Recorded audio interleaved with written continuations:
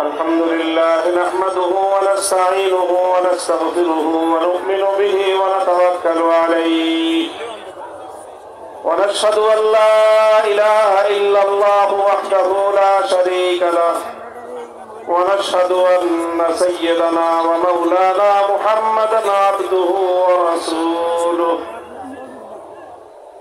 صلى الله تعالى عليه وعلى آله وأصحابه وبارك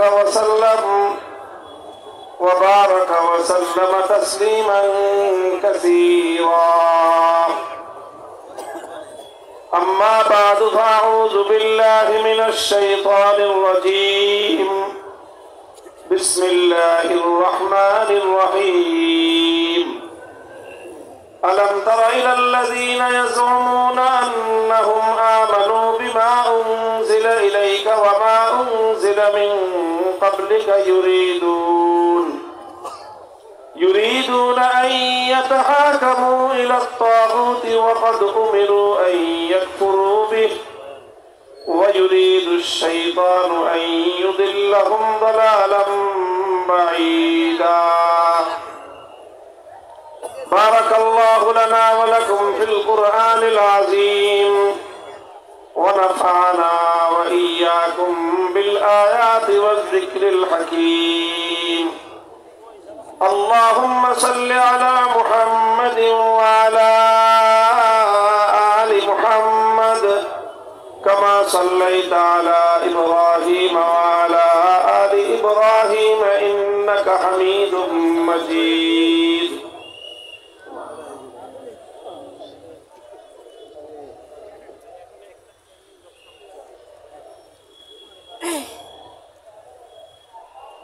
نهایت قابل احترام হযরত মোহতারাম সদর জলসা,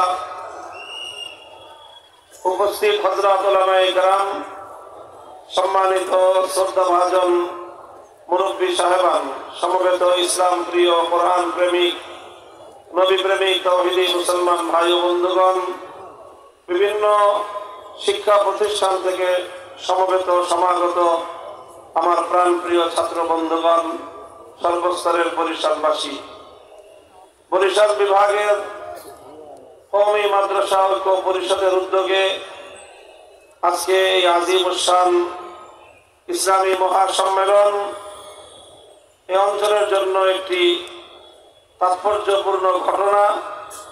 এই সম্মেলনের মাধ্যমে এই অঞ্চলের উলামায়ে কেরাম একদিকে যেমনি ভাবে তাদের ঐক্যবদ্ধ একটি প্রয়াস জাতির সম্মুখে উপস্থাপন করতে সক্ষম হয়েছেন, ঠিক তদ্রুপ বর্তমান সমাজ, দেশ এবং রাষ্ট্রের কাছে উলামায়ে ইসলামের, উলামায়ে উম্মতের কি প্রত্যাশা, কি দাবি, জাতির উদ্দেশ্যে আমাদের কি বক্তব্য, সেটাও সম্মিলিতভাবে আমাদের পক্ষ থেকে প্রতিনিধিত্ব হিসেবে কিছু মানুষ আপনাদের সম্মুখে উপস্থাপন করার সুযোগ পেয়েছেন। আপনারা যারা আমার বক্তব্য মাঝে মাঝে বা কখনো কখনো শুনবার সুযোগ হয়েছে বা শুনেছেন, আমি সাধারণত উলামায়ে কেরামের পক্ষ থেকে এই জাতির, মুসলিম উম্মার পক্ষ থেকে বর্তমান বা চলমান সময়ে আমাদের যেই কথাগুলো বলা উচিত বলে মনে করি, আমি উলামায়ে কেরামের পক্ষ থেকে, আমার ব্যক্তিগত পক্ষ থেকে নয়, বরং সকলের পক্ষ থেকে আমি প্রতিনিধি হিসেবে বক্তব্যগুলো উপস্থাপন করে থাকি। সেজন্য আমি বিশেষভাবে মঞ্চে উপস্থিত বিভাগীয় শীর্ষ উলামায়ে কেরাম আছেন, তাদের প্রতি আমি প্রথমেই সবিনয় আরজ করব, আমার কোনো কথা যদি আপনাদের পক্ষ থেকে প্রতিনিধিত্বশীল বক্তব্য না হয়ে থাকে, অবশ্যই আপনারা সেই বিষয়ে আমার দৃষ্টি আকর্ষণ করবেন। আর যদি সেই বক্তব্যগুলো আমাদের সকলের সম্মিলিত কথা হয়ে থাকে, তাহলে এই কথাগুলো আমরা জাতির সামনে আরো বলিষ্ঠভাবে, আরো ঐক্যবদ্ধভাবে সামনের দিনে আমরা বলে চলবো ইনশাআল্লাহ। এখানে দেশের বরেণ্য উলামায়ে কেরাম আলোচনা করেছেন এবং আরো করবেন। আমি খুব দীর্ঘ আলোচনা করব না, আমি কোরআনে পাকের সূরাতুন নিসা থেকে ৬০ নম্বর আয়াতটি তেলাওয়াত করেছি। এই আয়াতের সূত্র ধরেই আজকের আমাদের বাংলাদেশের জাতীয় প্রেক্ষাপটে সবচেয়ে গুরুত্বপূর্ণ ইস্যুতে আমাদের বক্তব্য আমরা তুলে ধরার প্রয়াস করব ইনশাআল্লাহ। আল্লাহ পাক রব্বুল আলামিন আমার তেলাওয়াতকৃত আলোচ্য এই আয়াতের মধ্যে একটা বিষয়ে খুবই বিস্ময় প্রকাশ করেছেন। আল্লাহ পাক খুবই আশ্চর্যান্বিত হয়ে, খুবই রাগ এবং ক্ষোভ নিয়ে আল্লাহ একটা প্রশ্ন তুলে ধরেছেন। আল্লাহ বলেছেন, আলাম তারা ইলাল্লাযীনা ইয়াজুমুনা আন্নাহুম আমানু বিমা উনজিলা ইলাইকা ওয়া মা উনজিলা মিন ক্বাবলিকা يريدون أن يتحاكموا إلى الطاغوت وقد أمروا أن يكفروا به। আল্লাহ বলেছেন যে তোমরা কি লক্ষ্য করো না যে কিছু মানুষ এমন রয়েছে, ইয়াজুমুনা আন্নাহুম আমানু, তারা দাবি করে যে তারা ঈমানদার, অথচ ইউরিদুনা আন ইয়াতাহাকামু ইলা তাগুত, তারা তাগুতের কাছে বিচার চাইতে চায়, তারা তাগুতের কাছে ফয়সালা চায়, তারা তাগুতের কাছে মীমাংসা চায়, সিদ্ধান্ত চায়। কোরআনে পাকের এই আয়াত তথ্যহীনভাবে কথা স্পষ্টভাবে বিশ্ববাসীর সামনে তুলে ধরেছে যে ঈমান এবং তাগুতের কাছে বিচার এবং মীমাংসা চাওয়া, তাগুতের কাছে সিদ্ধান্ত চাওয়া, এই দুটি একত্রিত হতে পারে না। তুমি আল্লাহর উপরেও ঈমান রাখবা, আল্লাহর উপরেও ঈমানদার বলে নিজেকে পরিচয় দিবা, আবার তুমি তাগুতের কাছে সিদ্ধান্ত চাইবা, এই দুটি কোনোদিন একসাথে হতে পারে না। আলো এবং অন্ধকার যেমন এক জায়গায় অবস্থান করতে পারে না, রাত এবং দিন যেমন একই সময়ে একত্রিত হতে পারে না, ঠিক তেমনি ভাবে ঈমান বিল্লাহ এবং ঈমান বিত-তাগুত, আল্লাহর উপর বিশ্বাস এবং তাগুতের উপর বিশ্বাস একত্রিত হতে পারে না। যে ব্যক্তি আল্লাহর উপর ঈমানদার হবে সে তাগুতকে অস্বীকার করবে, যে তাগুতকে বিশ্বাস করবে তার ঈমান আল্লাহর উপর মজবুত এবং ঈমান আল্লাহর উপর গ্রহণযোগ্য হতে পারে না। কোরআন স্পষ্ট বলে দিয়েছে, ক্বাদ তাবায়্যানার রুশদু মিনাল গাই, কোনটা সঠিক পথ কোনটা বিভ্রান্তি স্পষ্ট, দিবালোকের ন্যায় স্পষ্ট। ফামান ইয়াকফুর বিত-তাগুত ওয়া ইউমিন বিল্লাহ ফাকাদ ইসতামসাকা বিল উরওয়াতিল উসকা, যে তাগুতকে অস্বীকার করবে, আল্লাহকে বিশ্বাস করবে, সেই কেবলমাত্র মুক্তির পথে থাকবে। মুহতারাম হাজিরিন, তাগুতের এই বিষয়, তাগুতের কাছে সিদ্ধান্ত চাওয়ার এই বিষয় এবং তাগুতের সিদ্ধান্ত মেনে জীবন পরিচালনা করবার এই বিষয়টা, এটা অত্যন্ত স্পর্শকাতর এবং মুসলিম জাতির ঈমান এবং ইসলামের সাথে ঘনিষ্ঠ সম্পৃক্ত একটা বিষয়। দুঃখ এবং পরিতাপের বিষয় হলো যে এই বিষয়টা আমরা অধিকাংশ ক্ষেত্রেই হয়তো পরিস্থিতির শিকার হয়ে অথবা নানা কারণে আমরা এটাকে এড়িয়ে যাই। আজ আমি বলতে চাই, পরিস্থিতি এবং প্রেক্ষাপট যা তৈরি হয়েছে, ঈমান বিল্লাহকে, এক আল্লাহর একত্ববাদ এবং ঈমানকে যেভাবে আমাদের ব্যর্থহীনভাবে জাতির সামনে তুলে ধরার সময় এসেছে, ঠিক তদ্রুপ তাগুতি ব্যবস্থাকে অস্বীকার করার, তাগুতি ব্যবস্থার বিরুদ্ধে চ্যালেঞ্জ ছুড়ে দেওয়ার সময় এসে গিয়েছে। এখনো যদি আমরা মন খুলে, প্রাণ খুলে, কণ্ঠ খুলে তাগুতের বিরুদ্ধে কথা বলতে না পারি, তাগুতের বিরুদ্ধে আমরা আমাদের অবস্থানকে স্পষ্ট ব্যক্ত করতে না পারি, তাহলে আর কোনদিন আমরা আল্লাহর জমিনে তাওহীদে খালেস কায়েম করতে পারবো না।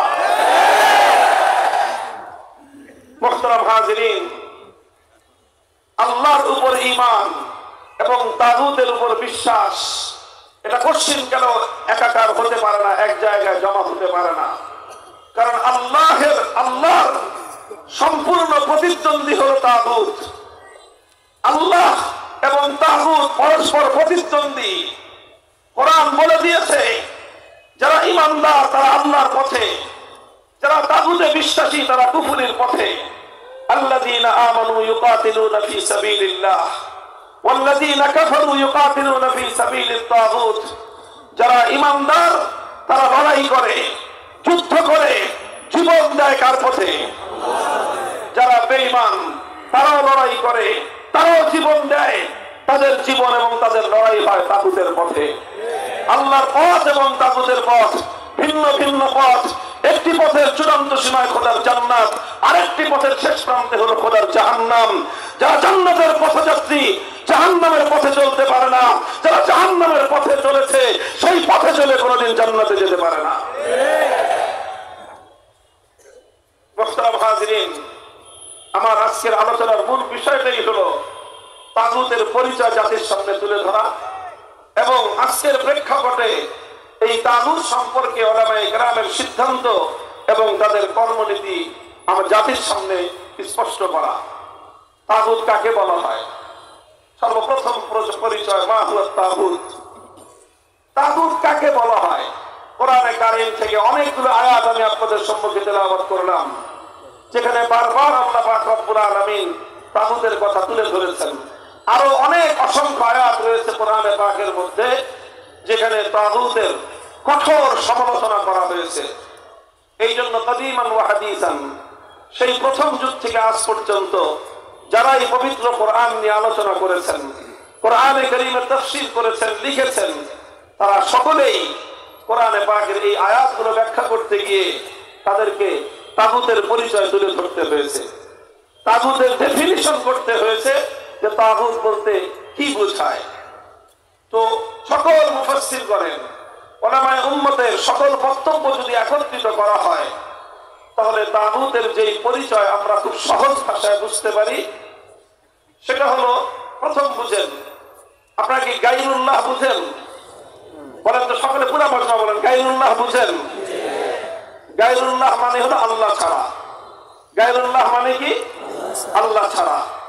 এক হলেন আল্লাহ, আর আল্লাহ ছাড়া মহাবিশ্বের মধ্যে যা আছে সবই কি? জোরে বলেন। আল্লাহ আছেন তার স্বমহিমায় আপন জায়গায়, আল্লাহ ছাড়া মহাবিশ্বের মধ্যে বাকি যা আছে সবই গায়রুল্লাহ। আল্লাহর জন্য একটা আসন নির্ধারিত আছে, আল্লাহর জন্য নির্ধারিত আসন রয়েছে। আল্লাহর সেই নির্ধারিত আসনে যদি কোনো গায়রুল্লাহকে বসানো হয় বা কোনো গায়রুল্লাহ যদি আল্লাহর আসনে বসে তাহলে সেই গায়রুল্লাহকেই বলা হয় তাগুত।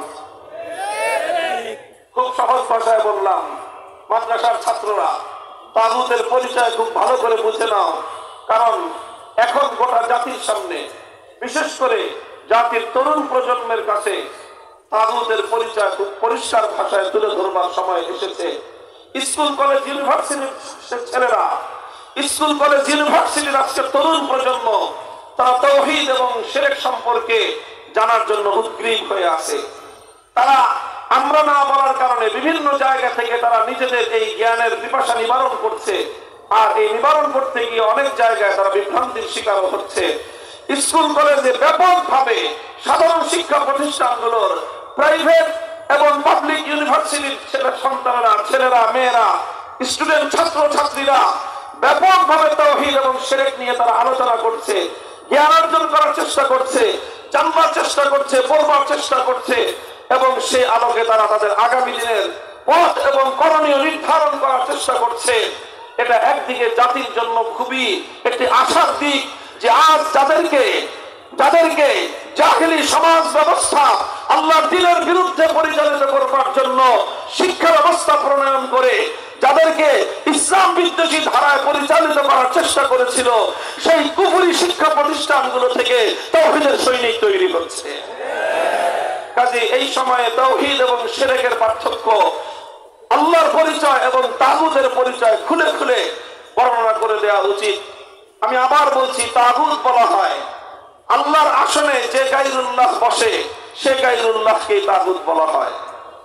আরো পরিষ্কার ভাষায় বলতে গেলে আল্লাহ পাক রব্বুল আলামিনের জন্য যে বৈশিষ্ট্য নির্ধারিত, সেই বৈশিষ্ট্য যদি আল্লাহর জন্য যেই সিফাত নির্ধারিত, সেই সিফাত যদি কোনো গায়রুল্লাহর জন্য সাব্যস্ত করা হয় তাহলে সেই গায়রুল্লাহকেই তাগুত বলা হয়। যেমন সুনির্দিষ্ট দৃষ্টান্ত হিসাবে আমি বলি, আপনারা আমার প্রশ্নের জবাব দেন। খুব বেশি প্রশ্ন আমি করব না, অল্প কয়েকটা প্রশ্ন করব, এরপরে আমি আমার আলোচনার যে মূল উদ্দেশ্য সেটা ব্যক্ত করব। সেটা হলো, আচ্ছা বলেন তো, এই মহাবিশ্বের মধ্যে ইবাদতের হকদার একমাত্র কে? আল্লাহ।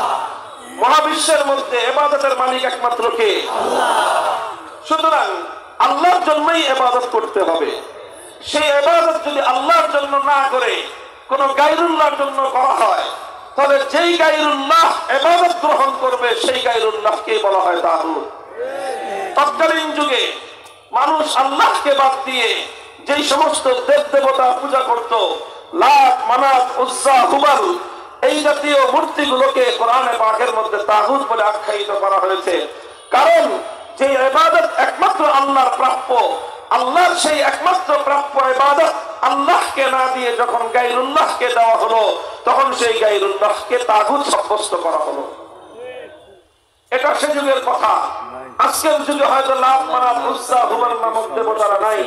আজকের যুগে আছে দুর্গা, সরস্বতী, কালী ইত্যাদি বিভিন্ন নামের দেবতা।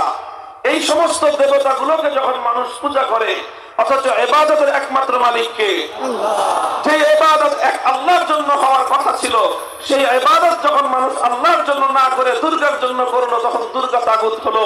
আল্লাহর জন্য ইবাদত না করে মানুষ যখন কালীর পূজা করলো, তখন কালী তাগুত হলো। আল্লাহর জন্য ইবাদত না করে মানুষ যখন সরস্বতীর পূজা করলো, তখন সরস্বতী দুর্গা হলো। সরস্বতী তখন তাগুত হলো। আল্লাহর জন্য যে ইবাদত করার কথা, সেই ইবাদত আল্লাহর জন্য না করে যখন সূর্য অথবা আগুনের জন্য করা হলো, তখন ওই পরিস্থিতিতে, ওই প্রেক্ষাপটে সূর্য এবং আগুন এটা তাগুত হলো। এক কথায় যে ইবাদত এক আল্লাহর প্রাপ্য, সেই ইবাদত আল্লাহর জন্য না করে যদি গায়রুল্লাহর জন্য করা হয়, তো সেই গায়রুল্লাহই তাগুত হয়। এগুলো তো সব মরা মূর্তির কথা বললাম। এই যে দুর্গা, তারপরে সরস্বতী, কালী, এগুলো সব প্রাণহীন কিছু মূর্তি। এই প্রাণহীন মূর্তির জায়গায় কোন জীবন্ত মানুষকে বসিয়ে যদি সেই জীবন্ত মানুষের কেউ ইবাদত করে, সেই জীবন্ত মানুষকে যদি কেউ সাজদায় ইবাদত করে, তাহলে সেই জীবন্ত মানুষটাকেও বলা হবে তাগুত। মুহতারাম হাজিরিন, ইবাদত যেমন এক আল্লাহর জন্য নির্ধারিত, মহাবিশ্বের মধ্যে আল্লাহ পাক রব্বুল আলামিন ছাড়া অন্য কেউ এক চুল পরিমাণ ইবাদত পাওয়ার মুস্তাহিক এবং হকদার নয়। ঠিক তেমনি ভাবে আল্লাহ পাক রব্বুল আলামিন যেমন একমাত্র ইবাদতের উপযুক্ত, এটাকে বলা হয় তাওহীদ ফিল ইবাদাহ। এটাকে কি বলা হয়? জোরে বলেন। এটাকে বলা হয় ইবাদতের তাওহীদ। এটাকে বলা হয় তাওহীদ ফিল মাবুদিয়াহ। এটাকেই বলা হয় তাওহীদ ফিল ইবাদাহ। ইবাদতের মধ্যে এক আল্লাহ পাক রব্বুল আলামিনের একত্ববাদকে বিশ্বাস না করলে একজন মানুষ যতই মুখে মুখে বলুক লা ইলাহা ইল্লাল্লাহ, এটা তার মুখের কথা হতে পারে, এটা তার অন্তরের বিশ্বাস হতে পারে না। লা ইলাহা ইল্লাল্লাহর অর্থ হলো ইবাদতের একমাত্র মালিক কে? আল্লাহ। ঠিক তেমনি ভাবে ইবাদত যেমন একমাত্র আল্লাহর প্রাপ্য, কোন গায়রুল্লাহকে ইবাদত দেওয়া যায় না। ঠিক এরকম আল্লাহ পাকের আরেকটা তাওহীদ রয়েছে, যেই তাওহীদকে উলামায়ে কেরাম বলেছেন তাওহীদ ফিল হাকিমিয়্যাহ। তাওহীদ ফিল হাকিমিয়্যার অর্থ হলো এই, আসমান এবং জমিনের মধ্যখানে গোটা এই সৃষ্টি জগতের মাঝে, মহাবিশ্বের মাঝে চূড়ান্তভাবে বিধান দেওয়ার ক্ষমতা একমাত্র কার? আরো আসতে বলেন মিয়া, যুদ্ধ করতে হবে এই জিনিস নিয়ে, এখনো মিনমিনা আছে। আসমান আর জমিনের মধ্যে চূড়ান্ত ভাবে আইন তৈরি করার ক্ষমতা একমাত্র কার? এই মহাবিশ্বের মধ্যে প্রশ্নহীন আইন তৈরি করবার ক্ষমতা কার? মহাবিশ্বের মধ্যে আনচ্যালেঞ্জেবল এই আইন তৈরি করার, আনচ্যালেঞ্জেবল এই বিধান তৈরি করবার একমাত্র অধিকার কার? এটাকেই বলা হয় তাওহীদ ফিল হাকিমিয়্যাহ। তুমি যেরকম একমাত্র আল্লাহকে মাবুদ বিশ্বাস করতে হবে, ঠিক তদ্রূপ আইন তৈরি করবার একচ্ছত্র চূড়ান্ত ক্ষমতা এর মালিক হলেন একমাত্র আল্লাহ। এটাও আল্লাহ পাকের তাওহীদের একটা অবিচ্ছেদ্য অংশ।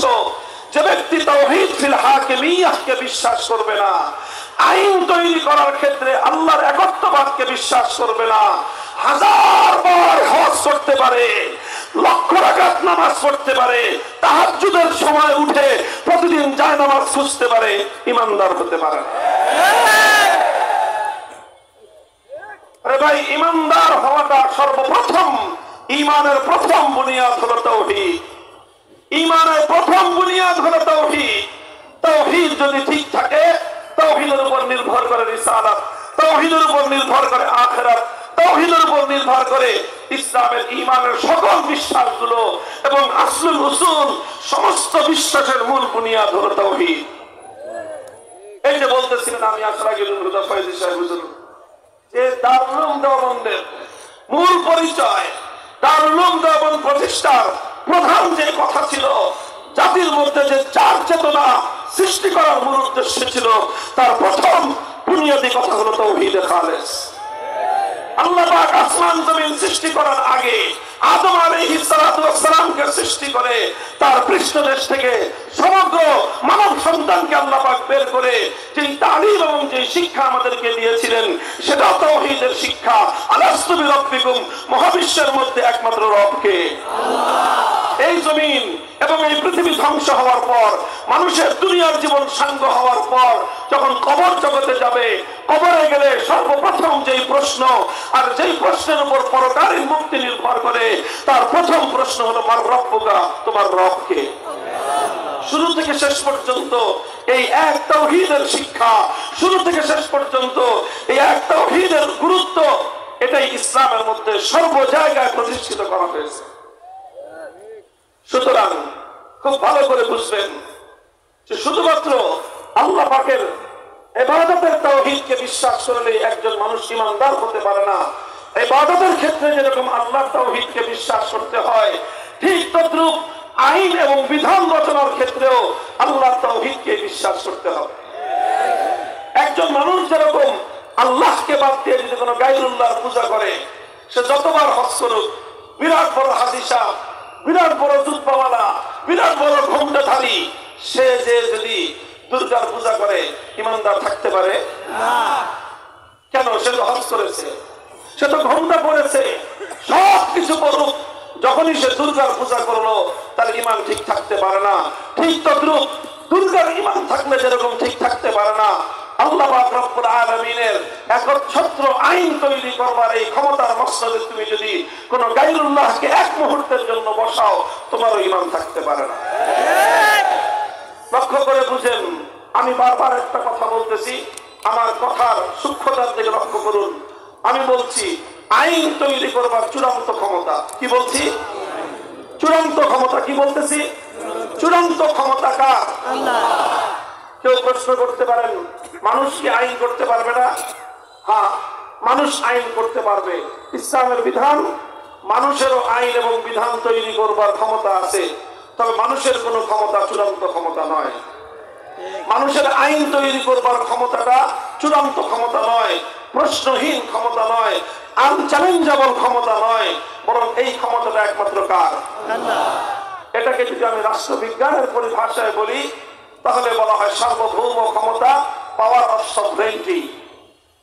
পাওয়ার অফ সভরেন্টি অর্থাৎ এমন ভাবে বিধান করার ক্ষমতা, যেই বিধানকে কেউ প্রশ্ন করতে পারবে না, যেই বিধান সম্পর্কে কোনো আঙ্গুলি উত্তোলন করা যাবে না, যেই বিধানকে কেউ বাতিল করবার এখতিয়ার রাখে না, যেই বিধানের বিরুদ্ধে কোনো বিধান করবার অধিকার কারো নাই, এমন একচ্ছত্র আইন তৈরি করবার সার্বভৌম ক্ষমতার মালিক একমাত্র কে? মুহতারাম হাজিরিন, খুব দুঃখ এবং পরিতাপের জায়গা এটা, খুব দুঃখ এবং পরিতাপের জায়গা। আমরা আল্লাহ পাক রব্বুল আলামিনের ইবাদতের তাওহীদকে মানি, ইবাদতের তাওহীদ মুসলিম জাতির মধ্যে প্রতিষ্ঠিত রয়েছে। আল্লাহ পাক রব্বুল আলামিনের ইবাদতের ক্ষেত্রে একটা গায়রুল্লাহকেও যদি কেউ আল্লাহর সঙ্গে শরীক করে, তাহলে দুনিয়ার কোনো মানুষ তাকে ঈমানদার বলে মেনে নেয় না। কিন্তু দুঃখ লাগে যখন মানুষ বলে জনগণের সার্বভৌম ক্ষমতার অধিকার, মানুষ যখন বলে সংসদের সার্বভৌম আইন তৈরি করবার অধিকারের কথা, তখন অসংখ্য অগণিত নামধারী মুসলমান অকপটে সে কথা মেনে নেয়। শুধু মেনে নয় তাই নয়, বরং নামধারী মুসলমানরা আল্লাহর বিরুদ্ধে আরেকটা আইন পরিষদ দাঁড় করায় সেই আইন পরিষদকে সার্বভৌম আইন তৈরি করবার ক্ষমতা তাদের হাতে তুলে দেয়। আচ্ছা বলেন তো, যে একজন মানুষ যদি একটা দুর্গাকে ইবাদতের ক্ষেত্রে আল্লাহর সমকক্ষ সাব্যস্ত করে, তাহলে সে ইমানদার থাকতে পারে? তাহলে একটা দুর্গাকে, একটা মূর্তিকে যদি কেউ আল্লাহর সমকক্ষ সাব্যস্ত করে, সে যদি ইমানদার থাকতে না পারে, তার পরিচয় যদি হয় হিন্দু, তাহলে যারা 300-350 মানুষকে আল্লাহর সমকক্ষ সাব্যস্ত করলো আইন তৈরি করবার ক্ষেত্রে, তারা হিন্দুর চেয়ে ছোট বেঈমান না বড় বেঈমান? এর খামাখাই সমস্ত কথা ঢুকে রেখা হুজুরের লাভ নেই।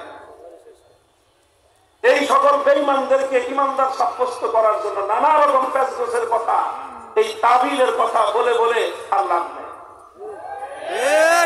বিপ্লবের মাধ্যমে প্রমাণ হয়েছে বাংলা মাটির তরুণ প্রজন্ম বিপ্লবের জন্য প্রস্তুত। বিপ্লব, তারা বিপ্লব চায় মূর্তির বিরুদ্ধে বিপ্লব, তারা বিপ্লব চায় শিরকের বিরুদ্ধে বিপ্লব। বিপ্লবের জন্য ইসলামী নেতৃত্ব যদি প্রস্তুত থাকে, বাংলার মাটি ইসলামী বিপ্লবের জন্য প্রস্তুত। নারায়ে তাকবীর, নারায়ে তাকবীর, প্রধান হাতিয়ার, গর্জে ঠোকে আকবার, ওহুদের হাতিয়ার, গর্জে ঠোকে আকবার, নারায়ে তাকবীর। কথা এটা পরিষ্কার, এমন ভাবে আইন তৈরি করা হবে যে আইনকে কেউ চ্যালেঞ্জ করতে পারবে না। এই অধিকার একমাত্র কার? আল্লাহ। সুতরাং আল্লাহর সেই অধিকারকে কেড়ে নিয়ে কোন রাজা বাদশা যদি সার্বভৌম আইন তৈরি করবার ক্ষমতা নিজের হাতে তুলে নেয়, সেই রাজা বাদশার নাম হবে তাগুত। আল্লাহর আইনের জায়গায় কোন রাষ্ট্রপতি যদি কোন আইন তৈরি করে, সেই রাষ্ট্রপতিকে বলা হবে তাগুত। আল্লাহর আইনের জায়গায় কোন প্রধানমন্ত্রী যদি কোন বিকল্প আইন দেয়, সেই প্রধানমন্ত্রীকে বলা হবে তাগুত। আল্লাহর আইনের জায়গায় কোন মন্ত্রী পরিষদ যদি ভিন্ন কোন আইন অনুমোদন দেয়, সেই মন্ত্রী পরিষদকে বলা হবে তাগুত। আল্লাহর আইনের জায়গায় কোন বিচারপতি, কোন বিচারালয়, কোন সুপ্রিম কোর্ট, কোন হাইকোর্ট, কোন আদালত যদি আল্লাহর আইনের বিকল্প আইন দেয়, সেই আদালতকে বলা হবে তাগুত। আল্লাহর আইনের জায়গায় কোন আইন পরিষদ, কোন সংসদ যদি আইন দেয়, সেই সংসদকে বলা হবে তাগুত।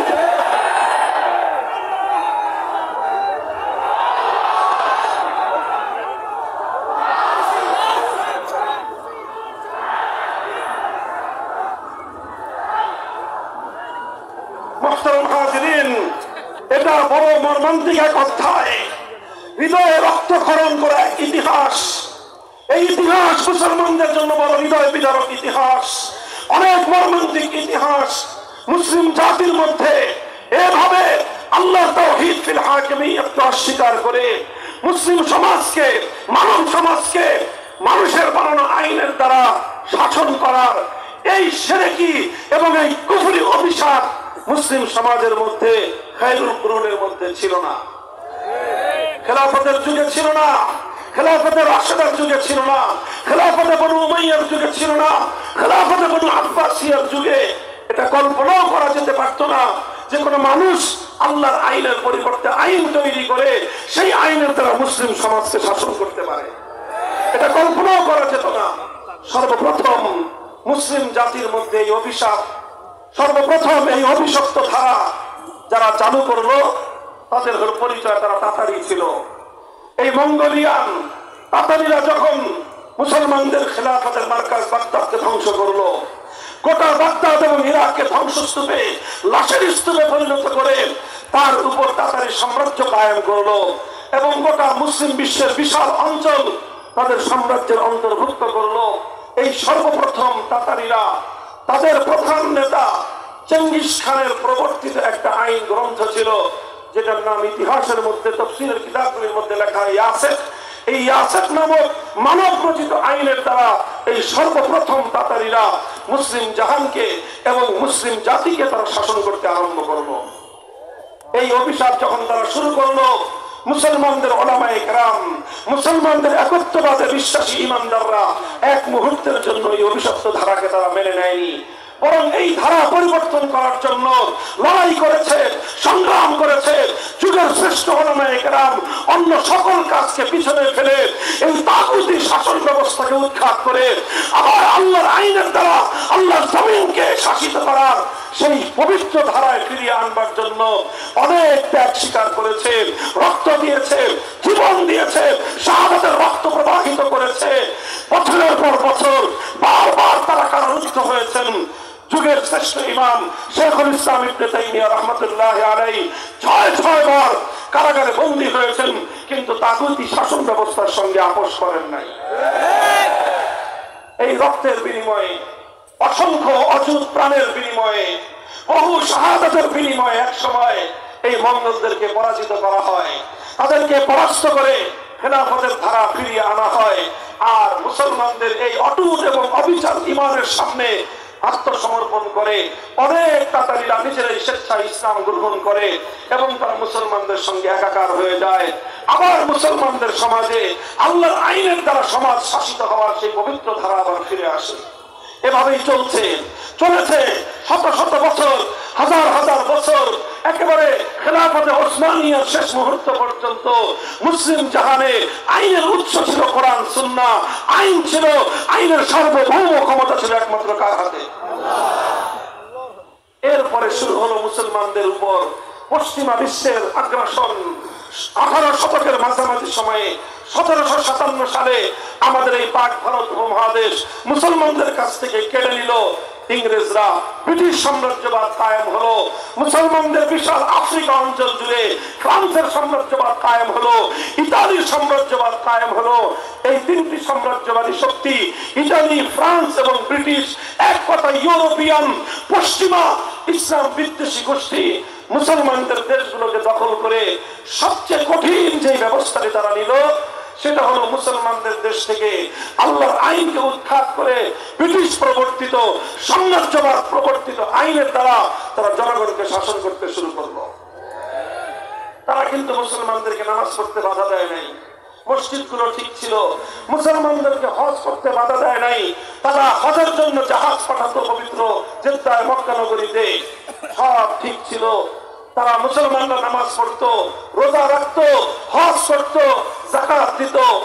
মুসলমানদের মসজিদ ছিল, আযান ছিল, সব ছিল। সব থাকা সত্ত্বেও শাহ আব্দুল আজিজ মুহাদ্দিস দেহলভী রাহমাতুল্লাহ আলাইহি ফতোয়া দিলেন, সংখ্যায় মুসলমান যতই হোক, মুসলমানদের সংখ্যার দ্বারা ইসলাম সংখ্যার উপর নির্ভর করে না, ইসলাম সংখ্যার উপর ভিত্তি করে বিধান দেয় না। ইসলামের বিধান হলো এই, যেই জমিনে আল্লাহর আইনের দ্বারা জনগণ শাসিত হবে সেই জমিনকে বলা হয় দারুল ইসলাম, আর যেই জমিনে গায়রুল্লাহর আইন দ্বারা শাসিত হবে সেই জমিনকে বলা হয় দারুল হারব। সুতরাং ভারতবর্ষে যেহেতু আল্লাহর আইনকে উৎখাত করে ব্রিটিশ প্রবর্তিত মানব রচিত আইনের দ্বারা দেশ শাসন শুরু হয়েছে, সুতরাং এটা এখন আর দারুল ইসলাম নাই, এটা দারুল হারব অর্থাৎ শত্রু কবলিত দেশে পরিণত হয়েছে। সুতরাং ফতোয়া হলো আবার এই মুসলিম এই এলাকাকে, মুসলিম এই জনপদকে আবার দারুল ইসলামে পরিণত করার জন্য জিহাদ করা, লড়াই করা, সংগ্রাম করা প্রতিটি মুসলমানের জন্য ফরজে আইন। এই ফতোয়া জারি করে শাহ আব্দুল আজিজ মুহাদ্দিস দেহলভী রাহমাতুল্লাহ আলাইহি তিনি ইংরেজদের বিরুদ্ধে জিহাদের ডাক দিয়েছিলেন। একদিকে শুরু হলো মানব রচিত আইনের দ্বারা এলাকা শাসন করা, মুসলিম জাতিকে শাসন করা। বিপরীত দিকে শুরু হলো শাহ আব্দুল আজিজ রাহমাতুল্লাহ আলাইহির ফতোয়ার এই উত্তরাধিকার ধারণ করে উলামায়ে কেরামের পক্ষ থেকে মানব রচিত আইনের বিরুদ্ধে লড়াই এবং সংগ্রামের এক শাহাদাতের ধারা। 1831 সালে বালাকোটের রণাঙ্গনে সৈয়দ আহমদ শহীদ রাহমাতুল্লাহ আলাইহি লড়াই করলেন, যুদ্ধ করলেন, আল্লাহর জমিনে আবার আল্লাহর আইনের দ্বারা মানুষকে শাসন করবার সেই সোনালী ধারা ফিরিয়ে আনবার জন্য লড়াই হলো, যুদ্ধ হলো, সংগ্রাম হলো। অসম লড়াই ছিল, ক্ষুদ্র একটা শক্তি একটা বৃহৎ শক্তির সাথে লড়াই করলো। এই লড়াইয়ে সৈয়দ আহমদ রাহমাতুল্লাহ আলাইহি শাহাদাত বরণ করলেন, রক্ত দিলেন, জীবন দিলেন। ওনার একান্ত শিষ্য এবং ভক্তরা রক্ত দিল, জীবন দিল। কিন্তু তারা ইংরেজদের বিরুদ্ধে হয়তো বাহ্যিকভাবে যুদ্ধে লড়াই করতে পারে নাই, কিন্তু এক মুহূর্তের জন্য আল্লাহর আইনের বিরুদ্ধে কোন গায়রুল্লাহর সার্বভৌম ক্ষমতার আইনকে তারা মেনে নেন নাই। শহীদ হয়ে গিয়েছেন তারা, কিন্তু জিহাদের দাবানল নিভে যায়নি। শহীদ হয়ে গিয়েছেন, জিহাদের ধারা বন্ধ হয়ে যায়নি। চলতে চলতে আবার 1857 সালে সাইয়্যিদুত তায়েফা হাজী ইমদাদুল্লাহ মুহাজির মক্কি রাহমাতুল্লাহি আলাইহি আবার সংগঠিত করলেন, আবার লড়াইয়ের জন্য তৈরি হলেন। তিনি আবার শুধু যুদ্ধ নয়, শুধু জিহাদ নয়, শুধু সংগ্রাম নয়, হাজী ইমদাদুল্লাহ মুহাজির মক্কি রাহমাতুল্লাহি আলাইহি যেই কাজ করেছিলেন লক্ষ্য করে শুনুন। তিনি একটা খেলাফত ঘোষণা করলেন। তিনি সেই বিশাল ভূখণ্ড থেকে ব্রিটিশের আইনকে উৎখাত ঘোষণা করে আল্লাহর আইন কার্যকর করলেন। তাই তিনি একটা খেলাফত ঘোষণা করে সেই খেলাফতের দারুল মামলাকা রাজধানী ছিল থানা ভবন, যেখানে থানবী রহমতুল্লাহ আলাইহির জন্মস্থান, যেখানে হাজী সাহেব রহমতুল্লাহ আলাইহির খানকা ছিল। সেই থানা ভবনকে কেন্দ্র করে একটা ইসলামী রাষ্ট্র, ইসলামী খেলাফত ঘোষণা করলেন। সেই খেলাফতের আমিরুল মুমিনিন ছিলেন হাজী ইমদাদুল্লাহ মুহাজির মক্কি রাহমাতুল্লাহি আলাইহি। সেই খেলাফতের সালারে আজম প্রধান সেনাপতি ছিলেন হাফেজ জামিন শহীদ রাহমাতুল্লাহি আলাইহি। তার কাজী কুজাত প্রধান বিচারপতি ছিলেন রশিদ আহমদ গাঙ্গুহি রাহমাতুল্লাহি আলাইহি। তার ওজির আলা প্রধানমন্ত্রী ছিলেন হুজ্জাতুল ইসলাম কাসিম নানুতুবি রাহমাতুল্লাহি আলাইহি। আমরা শুধু হাজী সাহেব রহমতুল্লাহি আলাইহিকে মনে করি সাইয়্যিদুত তায়েফা, আমরা শুধু বলি উনি সব পীরদের পীর ছিলেন। হ্যাঁ, অবশ্যই অস্বীকার করার কোনো উপায় নাই যে হাজী সাহেব রহমতুল্লাহি আলাইহি রশিদ আহমদ গাঙ্গুহির পীর ছিলেন, হাজী সাহেব রহমতুল্লাহি আলাইহি শাইখুল হিন্দের পীর ছিলেন, হাজী সাহেব রহমতুল্লাহি আলাইহি আশরাফ আলী থানভী রহমতুল্লাহি আলাইহির পীর ছিলেন, হাজী সাহেব রহমতুল্লাহি আলাইহি কাসিম নানুতুবির পীর ছিলেন। সকলের পীর যেমন তিনি ছিলেন, এটা যেমন তার পরিচয় তিনি সাইয়্যিদুত তায়েফা, সঙ্গে সঙ্গে এটাও তার পরিচয় তিনি এই ভূখণ্ডের আমিরুল মুমিনিন ছিলেন। আজ আমরা এমন পীর চাই, এমন আলেম চাই যারা আল্লাহর জমিনে আমার আল্লাহর আইনকে ফিরিয়ে আনবার জন্য আল্লাহর জমিনে মানব রচিত আইনকে উৎখাত করার হিম্মত দিয়ে জাতিকে নেতৃত্ব দেবেন। ইনশাআল্লাহ হাজী ইমদাদুল্লাহ মুহাজির মক্কির সন্তানরা সে কাজ করবে ইনশাআল্লাহ। মুহতারাম হাজিরিন, আমি যে কথাটা বলার জন্য ইতিহাসের ধারা টানছি, 1857 সালের সামেলি রণাঙ্গনে জিহাদ করে ওনারা টিকতে পারলেন না। হাফেজ জামিন রহমতুল্লাহ আলাইহি শহীদ হলেন। মুসলমানদের খেলাফতকে অস্ত্রের মুখে, বারুদের মুখে, বুলেটের আঘাতে ইংরেজরা উৎখাত করলো, ধ্বংস করলো, কিন্তু মুসলমানদের জিহাদের ধারা বন্ধ হয়ে যায়নি। 1857 সালে থানা ভবনের খেলাফতকে তারা উচ্ছেদ করলো। 1866 সালে 10 বছরের ব্যবধানে ভারতের উত্তর প্রদেশের সাহারানপুর জেলার দেওবন্দ নামক গ্রামে আবার নতুন খেলাফতের বুনিয়াদ কায়েম করলেন। সেই বুনিয়াদের মধ্যে উপর দিয়ে একটা সাইনবোর্ড টানালেন। সাইনবোর্ডটা হলো দারুল উলুম দেওবন্দ। অন্তর্নিহিত উদ্দেশ্য হলো আবার আল্লাহর জমিনে আল্লাহর আইন ফিরিয়ে আনতে হবে, তার জন্য এক অব্যাহত সংগ্রাম। 1866 সালে দারুল উলুম দেওবন্দ প্রতিষ্ঠিত হওয়ার 80 বছর পরে 1947 সালে ব্রিটিশরা আন্দোলনের মুখে, সংগ্রামের মুখে তারা এদেশ ছেড়ে চলে যেতে সম্মত হলো। তারা বলল যে আমরা তোমাদের দেশকে শাসন করব না, তোমরা নিজেরাই তোমাদের দেশ যেভাবে ইচ্ছা সেভাবে শাসন করো। আমরা চলে গেলাম, আমরা চলে যাচ্ছি।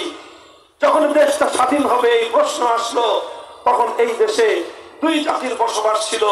এক জাতি হলো হিন্দু জাতি, আর এক হলো মুসলিম জাতি। অন্যান্য আরো সম্প্রদায় ছিল, তবে তারা প্রধান দুই সম্প্রদায়ের সমকক্ষ ছিল না। হিন্দু এবং মুসলিম দুই জাতির বসবাস ছিল ভারতবর্ষে। তখন মুসলমানদের সামনে প্রশ্ন ছিল যে এই ভারতবর্ষে হিন্দু আর মুসলিম যদি গণনা করা হয়, হিন্দুদের সংখ্যা মুসলমানদের তুলনায় বেশি, মুসলমানদের সংখ্যা হিন্দুদের তুলনায় কম। বর্তমান পৃথিবী গণতন্ত্রের পৃথিবী, এই জায়গায় যদি আমরা হিন্দুদের সঙ্গে একসঙ্গে যোগদান করি, গণতন্ত্রের মার পেছে হিন্দুদের শাসন ক্ষমতার অধীনে আমাদের থাকতে হবে, আমরা আর কোনোদিনও আল্লাহর জমিনে আল্লাহর আইন ফিরিয়ে আনতে পারবো না। এজন্য মুসলমানরা সিদ্ধান্ত গ্রহণ করলো, রাষ্ট্র আমাদের ছোট হতে পারে, অত বড় রাষ্ট্রের আমাদের দরকার নাই। অর্থনৈতিক উন্নতি আমাদের কম হতে পারে, অত উন্নত অর্থনীতির প্রয়োজন আমাদের নাই। সামরিক শক্তি আমাদের কম হতে পারে, এত কিছুর প্রয়োজন আমাদের নাই। আমাদের একটা জিনিসের প্রয়োজন, যেটা যে কোনো মূল্যে আমাদেরকে অর্জন করতে হবে, সেটা হলো আমরা আবার আল্লাহর জমিনে আল্লাহর বিধান দ্বারা শাসিত হতে চাই। এই আওয়াজ উঠলো গোটা ভারতবর্ষের মুসলমানদের মধ্যে। আপনারা আশ্চর্যান্বিত হবেন। আর এদেশের মুসলমানের পরবর্তী প্রজন্ম আমরা গৌরব বোধ করি আমাদের পূর্বপুরুষদের জন্য, আমরা অহংকার করি আমাদের সেই বাপদাদাদেরকে নিয়ে, যারা এই গোটা ভারতবর্ষের মধ্যে যেই জনপদের মুসলমানরা আল্লাহর জমিনে ইসলামী হুকুমত কায়েম করার জন্য সবচেয়ে বেশি রক্ত দিয়েছে, সবচেয়ে বেশি জীবন দিয়েছে, সবচেয়ে বেশি সংগ্রাম করেছে, সবচেয়ে বেশি ত্যাগের কোরবানি স্বীকার করেছে, সবচেয়ে বেশি স্যাক্রিফাইস করেছে, সেটা সেই পাকিস্তানের সীমান্ত প্রদেশের মুসলমান নয়, সেটা পাকিস্তানের বেলুচিস্তানের মুসলমান নয়, সেটা সেই পাঞ্জাবের মুসলমান নয়, অন্য পশ্চিম পাকিস্তানের করাচি, লাহোর, রাওয়ালপিন্ডির মুসলমান নয়, বরং তাদের সকলের চেয়ে সবচেয়ে বেশি জীবন আর রক্ত দিয়েছে, ত্যাগ স্বীকার করেছে এই বাংলার মুসলিম সমাজ। দুঃখ লাগে, আফসোস লাগে, আমাদের ইতিহাস, এই বাংলার মুসলমানদের ইতিহাস দরদ মাখা ইতিহাস, এই বাংলার মুসলমানদের ইতিহাস রক্ত দিয়ে ভেজা ইতিহাস, চোখের অশ্রুতে ভেজানো ইতিহাস, আমাদের পূর্বপুরুষদের সাথে বারবার গাদ্দারিয়ার বিশ্বাসঘাতকতা করবার ইতিহাস। আমরা, আমাদের বাড়ির কাছে ছিল কলকাতা, আমাদের বাড়ির কাছে ছিল দিল্লি, আমাদের চারিপাশে ছিল ভারত। আমাদের মুসলমান পূর্বপুরুষরা সিদ্ধান্ত নিল যে না, এই বিশাল ভারতের অংশ হওয়ার প্রয়োজন আমাদের নাই, বাড়ির কাছের কলকাতার সঙ্গে গাছছাড়া বাঁধার কোন প্রয়োজন আমাদের নাই, বাড়ির কাছের দিল্লির সঙ্গে আমরা একত্রিত থাকবো না, বরং আমরা এই ভারতকে লাথি মেরে 2000 কিলোমিটার দূরের পশ্চিম পাকিস্তানিদের সঙ্গে হাতে হাত রাখলাম শুধু একটা কারণে, ওরাও মুসলমান, আমরাও মুসলমান। দাবি ছিল একটাই, হুকুমত হবে নিজামে ইসলাম, দাবি ছিল একটাই, আল্লাহর জমিনে কায়েম হবে কোরআনী সংবিধান। 1947 সালের ইতিহাস এটাই। ইতিহাস পড়ুন, দেখবেন পশ্চিম পাকিস্তানিরা আল্লাহর জমিনে আল্লাহর হুকুমত কায়েমের জন্য, ইসলামী রাষ্ট্র প্রতিষ্ঠার জন্য যতটুকু ত্যাগ গোটা পশ্চিম পাকিস্তানের 5 প্রদেশ মিলে করেছে, 5 প্রদেশের ত্যাগকে এক পাল্লায় রাখেন, শুধু এই বঙ্গ এলাকার 1 প্রদেশের মুসলমানদের ত্যাগ আর কোরবানি আরেক পাল্লায় রাখেন, আল্লাহর কসম খেয়ে বলতে পারি পশ্চিম পাকিস্তানের 5 প্রদেশের ত্যাগের কোরবানির চেয়ে আমাদের এক বাংলাদেশের মুসলমানদের ত্যাগের কোরবানির পাল্লা ভারী হয়ে যাবে। এই ছিল আমাদের পূর্বপুরুষ হাজী শরীয়তুল্লাহ রহমতুল্লাহ আলাইহির অবদান, এটা ছিল আমাদের পূর্বপুরুষদের আন্দোলন, শামসুল হক ফরিদপুরি রহমতুল্লাহ আলাইহির অবদান, মাওলানা আথারী রহমতুল্লাহ আলাইহির অবদান, হাফিজ হুজুর রহমতুল্লাহ আলাইহির অবদান, খতিব আজম সিদ্দিক রহমতুল্লাহ আলাইহির অবদান। এই বাংলার মুসলিম জাতির নেতৃত্বের উলামায়ে কেরামের কারণেই এদেশের মুসলমানরা এভাবে পার্শ্ববর্তী ভারতকে ডিঙ্গিয়ে, পার্শ্ববর্তী ভারতকে বৃদ্ধাঙ্গুলি দেখিয়ে অত দূরবর্তী একটা সম্প্রদায়ের সঙ্গে শুধুমাত্র ইসলামী আদর্শ বাস্তবায়নের স্বপ্ন নিয়ে ঐক্যবদ্ধ হয়ে পাকিস্তান গঠন করেছিলাম। এরপরের ইতিহাস হৃদয়ে রক্তক্ষরণের ইতিহাস, এরপরের ইতিহাস দুঃখ এবং করুণ ইতিহাস। এই দীর্ঘ সময়ে পশ্চিম পাকিস্তানিরা বারবার শুধুমাত্র আমাদের সঙ্গে গাদ্দারি করেছে। আমাদের উলামায়ে কেরাম, আমাদের ইসলামী নেতৃত্ব বারবার তাদেরকে বলেছেন অঙ্গীকার পুরা করেন। ঘোষণা ছিল, জাতির সঙ্গে ওয়াদা ছিল, মুসলমানদের জন্য আলাদা ভূখণ্ড হবে, আর সেই ভূখণ্ডের আইন এবং শাসন ব্যবস্থা হবে কোরআনী শাসন ব্যবস্থা। এই ছিল অঙ্গীকার, এই ছিল ওয়াদা।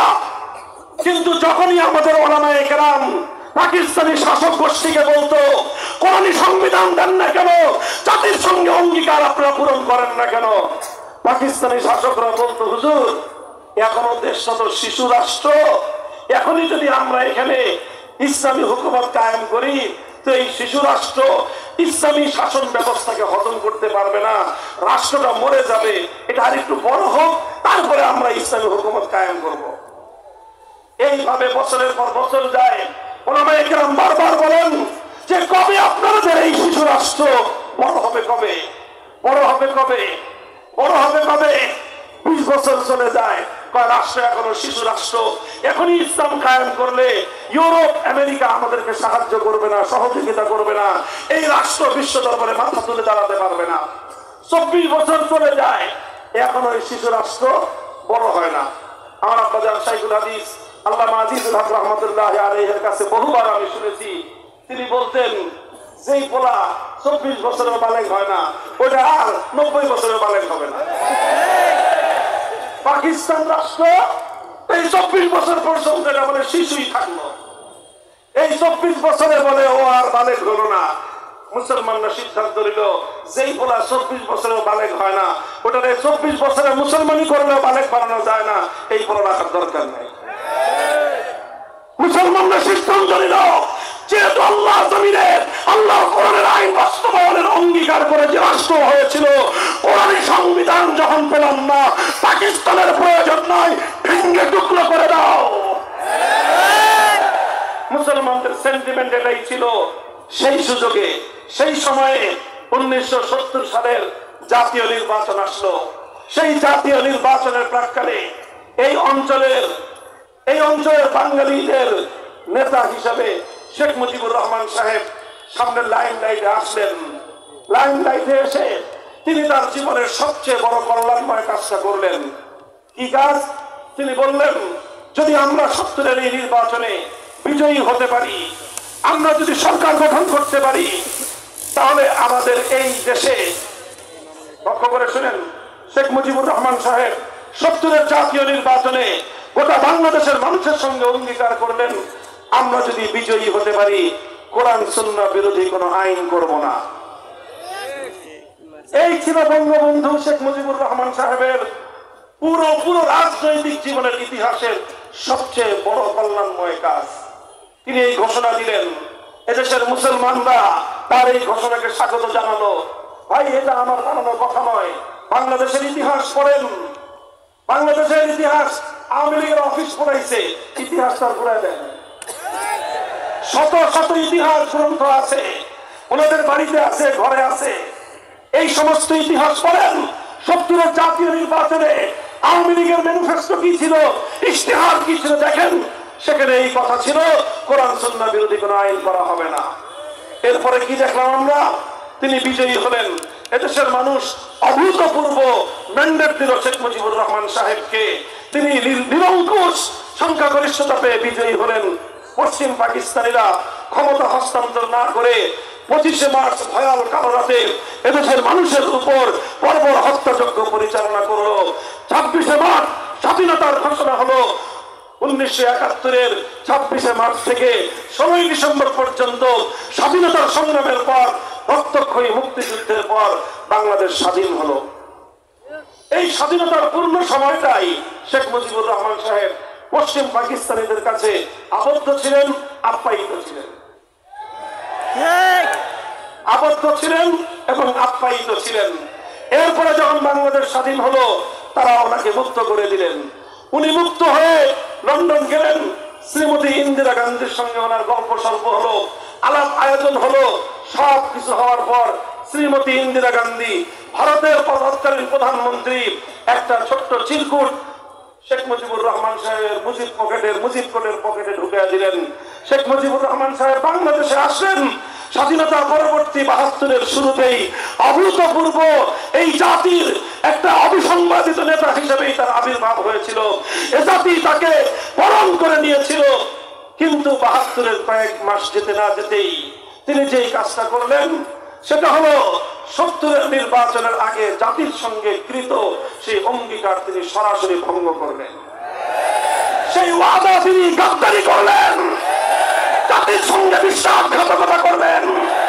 কোরআন সুন্নাহ বিরোধী কোন আইন তৈরি না করার অঙ্গীকার করে তিনি সংবিধানের মধ্যে ভারতীয় একটি অমুসলিম রাষ্ট্রের সংবিধানের মূলনীতি জাতীয়তাবাদ, ধর্মনিরপেক্ষতাবাদ, গণতন্ত্র, সমাজতন্ত্র নামক কুফরি মতবাদগুলো দিয়ে বাংলাদেশের সংবিধানকে কুফরি সংবিধানে পরিণত করে গোটা জাতির হাজার বছরের কামনাকে ধুলোয় মিশিয়ে দিলেন। শেখ মুজিবুর রহমান সাহেব ৭০-এর নির্বাচনের আগে যেই কল্যাণের কাজটা করেছিলেন, ৭২-এ এসে নিজ হাতে তিনি সেই কল্যাণের কবর রচনা করলেন।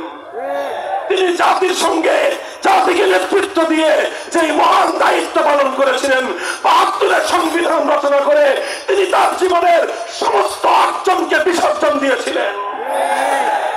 এরপরে ইতিহাস আমি আর বেশি বলতে চাই না। ৭৫-এ তিনি তার প্রাপ্য পেয়ে গিয়েছেন। মুসলমানদের সঙ্গে, আল্লাহর সঙ্গে, আল্লাহর পয়গম্বরের সঙ্গে বিশ্বাসঘাতকতার ফল তিনি পেয়ে গিয়েছেন। তারপর অনেক পরিবর্তন এলো, কেউ কেউ কিছু পরিবর্তন করার চেষ্টা করলেন। সেই জায়গায় বিসমিল্লাহির রহমানির রহিম সংযুক্ত করলেন সংবিধানের উপরে। ধর্মনিরপেক্ষতা নামক কুফরি মতবাদকে উচ্ছেদ করে আল্লাহর উপর অবিচল আস্থা এবং বিশ্বাস সংযুক্ত করলেন। আরেকজন এসে রাষ্ট্রধর্ম ইসলাম সংযুক্ত করলেন। অনেক কিছুই করলেন, কিন্তু সংবিধানের মধ্যে একটা গোজামিল ছিল।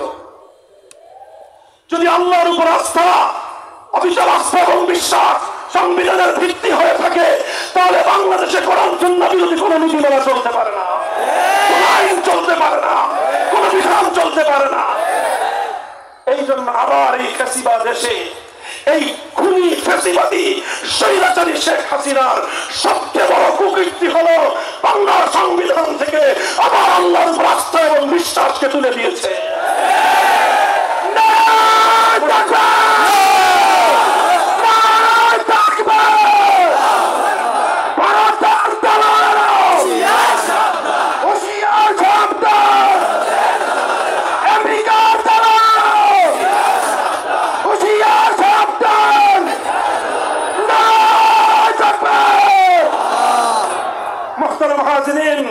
এই সংবিধানের মধ্যে সংসদকে, জনগণকে এবং জনগণের প্রতিনিধি হিসাবে জাতীয় সংসদকে সেই ক্ষমতা দেওয়া হয়েছে, সেই ক্ষমতা একমাত্র আল্লাহর জন্য নির্ধারিত।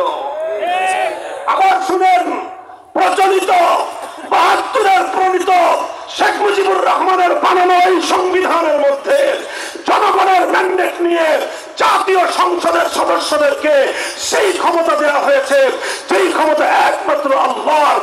এক আল্লাহর আসনে দুর্গা বসলে যেরকম তাগুত হয়, এক আল্লাহর আসনে সরস্বতী কালী বসলে যেমন তাগুত হয়, এক আল্লাহর আসনে লাত মানাত উজ্জা হুবল বসলে যেরকম তাগুত হয়, আল্লাহ সার্বভৌম আইন তৈরি করবার ক্ষমতা গ্রহণ করে এই সংসদও তাগুতি সংসদে পরিণত হয়েছে।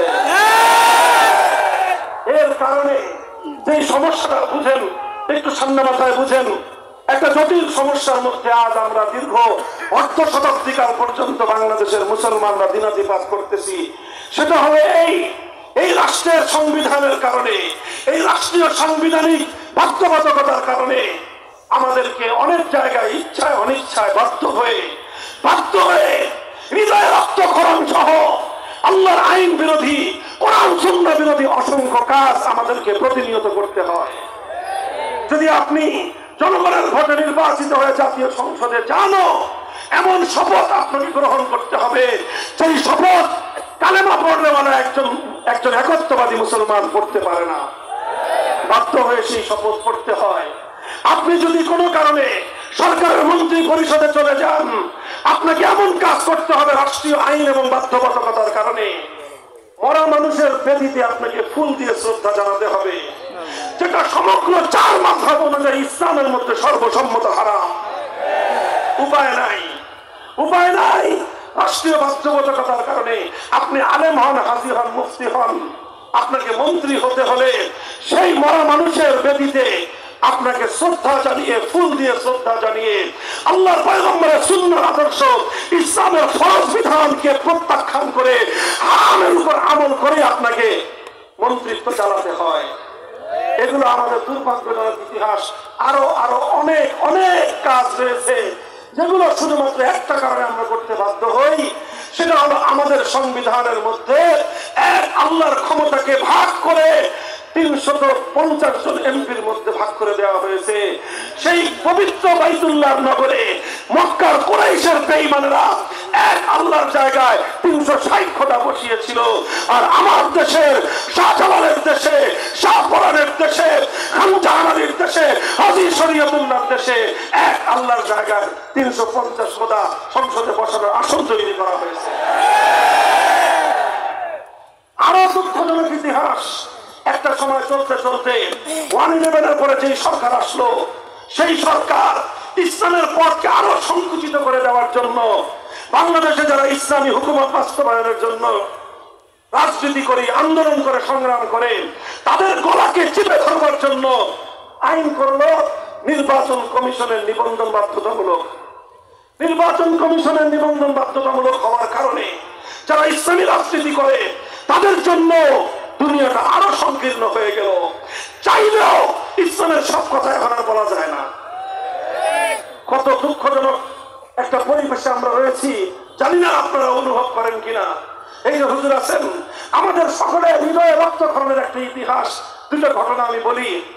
এই যে দেখেন, বাংলাদেশে এই 1/11 সরকার আসার আগ পর্যন্ত ইসলামী শাসনতন্ত্র আন্দোলন নামে রাজনৈতিক দল ছিল, আমাদের ছিল। এই শাসনতন্ত্র আন্দোলন বাংলাদেশের শীর্ষ সকল ওলামায়ে কেরাম মিলে গঠন করেছিলেন। উদ্দেশ্য ছিল বাংলাদেশে কুফরি শাসনতন্ত্রকে উৎখাত করে ইসলামী শাসনতন্ত্র প্রতিষ্ঠা করা হবে। পর্যায়ক্রমে এটার নেতৃত্ব হযরত পীর সাহেব হুজুর চরমনাই রহমাতুল্লাহি আলাইহির হাতে এসেছে।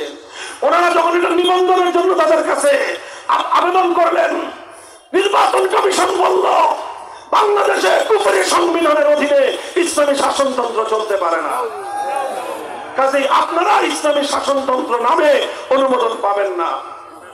এটা ইতিহাস, এটা চোখের অশ্রুর ইতিহাস নয়, বুকে রক্ত পড়ার ইতিহাস। শেষ পর্যন্ত বাধ্য হয়ে ইসলামী শব্দ রেখে শাসনতন্ত্র শব্দ বাদ দিয়ে ওনাদেরকে নিবন্ধন দিতে হয়েছে। এটা আমাদের জন্য করুণ এক ইতিহাস।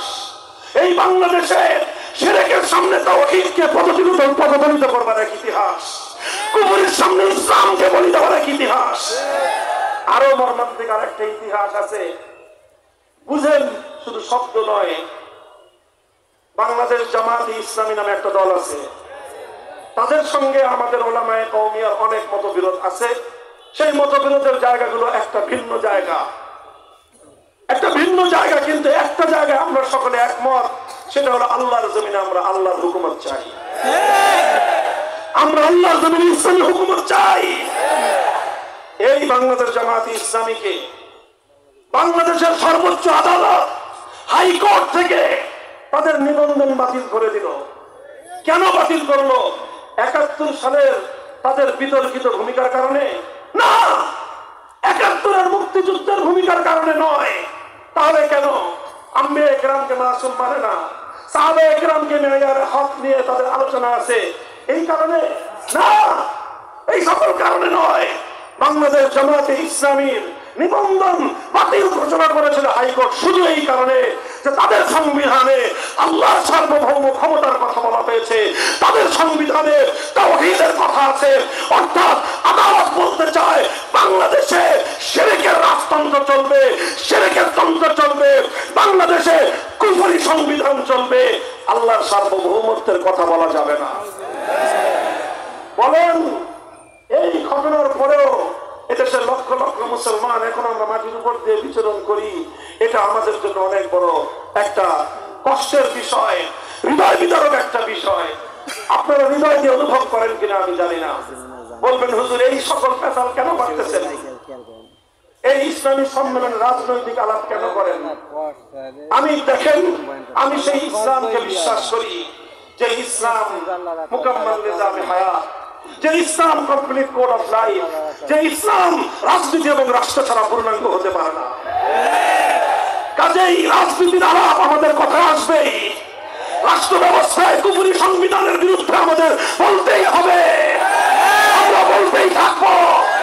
হয়তো আমরা আল্লাহর জমিনে আল্লাহর খেলাফত কায়েম করবো, না হয় শাহাদাতের রক্ত দিব, শাহাদাতের রক্ত দিব।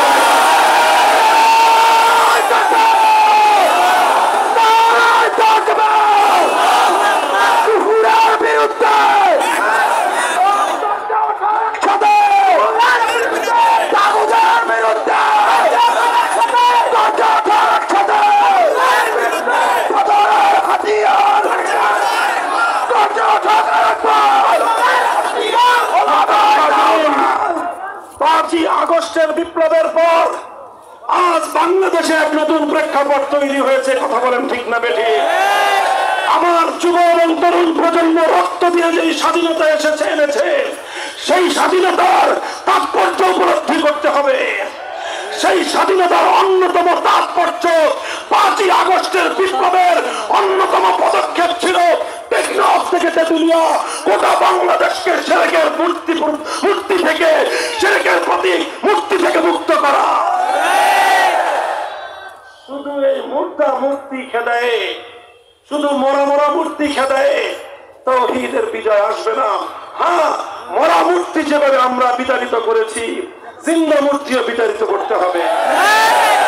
আজ বাংলাদেশের সকল ক্ষেত্রে, জাতীয় ক্ষেত্রে সবচেয়ে আলোচিত ইস্যু হলো সংবিধান সংস্কার। সংবিধান সংস্কার, সংবিধান সংস্কার। আমরা স্পষ্ট ভাষায় আমাদের দাবি তুলতে চাই। নানা রকম সাহিত্যপূর্ণ ভাষায় মারপেচের অনেক আলাপ আলোচনা আছে। এগুলো যারা টেবিলে বলবেন, টেবিলে বললেন, ফাইলে লিখে লম্বা লম্বা প্রজেক্ট আমরা জমা দিব, লম্বা লম্বা প্রস্তাব পত্র আমরা জমা দিব, অনেকে জমা দিয়েছি, সব ঠিক আছে। কিন্তু মঞ্চ ময়দানে গোটা জাতিকে নিয়ে একটা দাবি আমরা এবার তুলতে চাই। সেই দাবি হলো, আমাদের সংবিধানের এই সকল কুফরি ধারাগুলোর কারণে বাধ্য হয়েও আমাদের ওলামায়ে কেরামকে, ইসলাম প্রিয় জনতাকেও নানা সময়ে ইসলাম বিরোধী অনেক কার্যকলাপ বাধ্য হয়ে করতে হয়। আমরা এই অভিশপ্ত ধারায় থাকতে চাই না। আমরা চাই এবার আমাদের সংবিধানে একটা সংশোধনী আসবে, আর সেই সংশোধনীটা শব্দ যাই হোক তার মর্মার্থ এটাই হবে, যদি বাংলার মাটিতে সংবিধানে কোরআন সুন্নাহ বিরোধী কোন আইন থাকে, কোরআন সুন্নাহ বিরোধী কোন ধারা থাকে, কোরআন সুন্নাহ বিরোধী কোন নীতিমালা থাকে, কোরআন সুন্নাহ বিরোধী সকল আইন, সকল নীতি, সকল বিধান বাতিল বলে গণ্য হবে, বাতিল বলে গণ্য হবে। এইরকম একটা সংশোধনী আমরা চাই, যেই সংশোধনের মাধ্যমে আইন তৈরি করবার সার্বভৌম ক্ষমতা মহান আল্লাহর জন্য সংরক্ষিত থাকবে, আর আল্লাহর আইনের বিরুদ্ধে কোন আইন মুসলমানদের বাংলাদেশের সংবিধান অনুযায়ী সংবিধান সম্মত হতে পারবে না। এটা বলতেছি, ভালোই ভালোই বলতেছি, এটা নিয়ে সদয় বিবেচনা করেন, জাতির কল্যাণ হবে। আমি আপনাদেরকে আরেকটা কথা বলি, এই যে দেখেন আগস্ট এবং জুলাই এবং আগস্টের বিপ্লব হলো, এই বিপ্লবে কিন্তু 18 কোটি মানুষের মধ্যে 9 কোটি মানুষকে রাস্তায় নামতে হয় নাই। নামতে হয়েছে কয় লক্ষ? সারা দেশ মিলে সর্বোচ্চ 1 কোটি মানুষ রাস্তায় নেমেছে, বাকিরা তাদের সমর্থনে ছিল। হয়তো 1 কোটিও না, হয়তো 50 লক্ষ বা 20 লক্ষ মানুষ নেমেছে, ফ্যাসিবাদের বিদায় হয়েছে। এবার আমাদেরকে প্রস্তুতি নিতে হবে। এই 5ই আগস্টের বিপ্লবকে আমি মনে করি এটা ইসলামী বিপ্লব নয়, তবে এটা ইসলামী বিপ্লবের সূর্যোদয়ের আগের সুবহে সাদেক। সুবহে সাদেক উদিত হওয়ার পর যেরকম গোটা বিশ্বের মানুষ অধীর আগ্রহ নিয়ে অপেক্ষা করে, আর কিছুক্ষণ পরে সূর্যের উদয় ঘটবে, রাতের অন্ধকার অমানিসা দূর হবে, ঠিক তদ্রুপ 5ই আগস্টের মুক্তি বিরোধী বিপ্লবের পরে, ফ্যাসিবাদের উৎখাতের পরে এই বাংলার জমিনে যে অভ্যুত্থান হয়েছে, সে অভ্যুত্থানের পরে এদেশের মানুষ অধীর আগ্রহ অপেক্ষা করছে শুধু ফ্যাসিবাদ নয়, কোরআন বিরোধী, ইসলাম বিরোধী সকল অপশক্তি বাংলার মাটি থেকে চিরতরে উৎখাত হবে ইনশাআল্লাহ।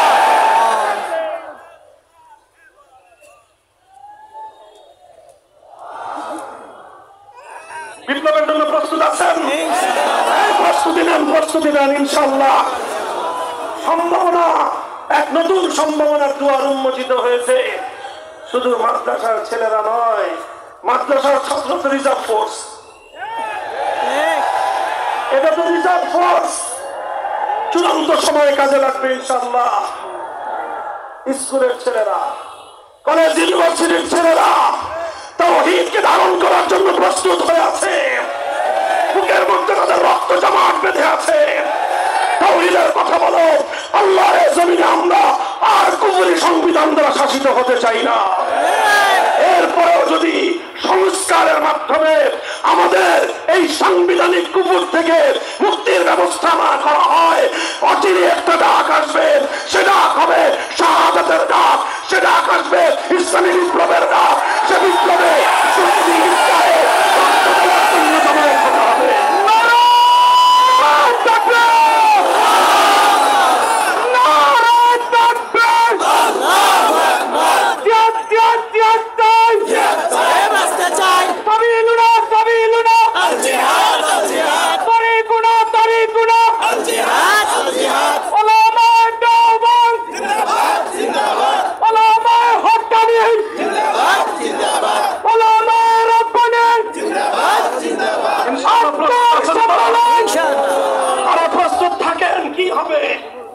জন্মেছি একবার মূর্খ কয়বার।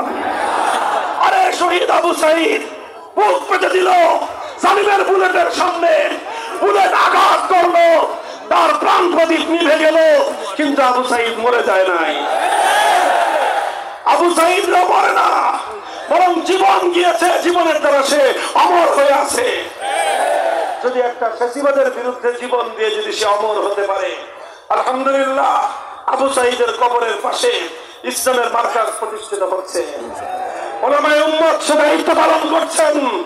ইনশাআল্লাহ এভাবে 2000 তাজা রক্তের বিনিময়ে যেভাবে বাংলার মাটি থেকে নব্য গৌর গোবিন্দকে উৎখাত করা হয়েছে, আবার যদি আমরা প্রস্তুত হয়ে আরেকবার মাঠে নামতে পারি, শাহজালালের সোনার বাংলা গড়ে উঠবে ইনশাআল্লাহ।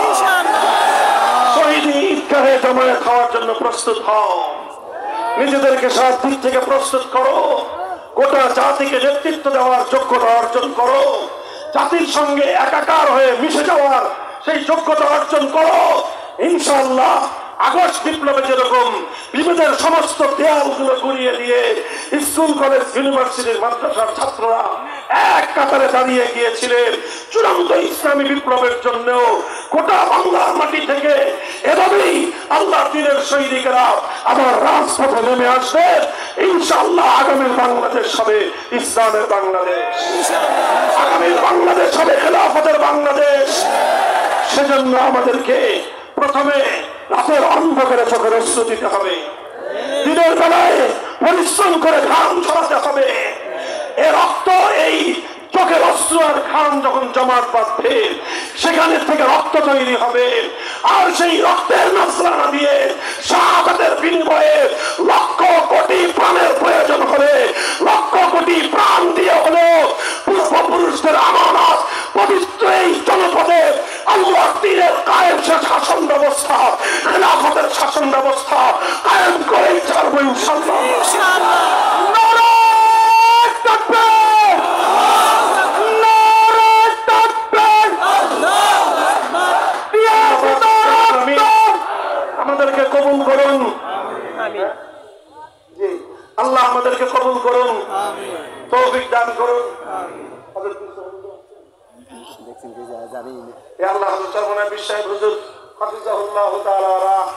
আল্লাহ ওনাকে হাজির মহাজির মক্কির মতো কবুল করেন ইনশাআল্লাহ। আমরা হাতে হাত রাখতেছি, আপনারা প্রস্তুত হন। অনেক হয়েছে, অনেক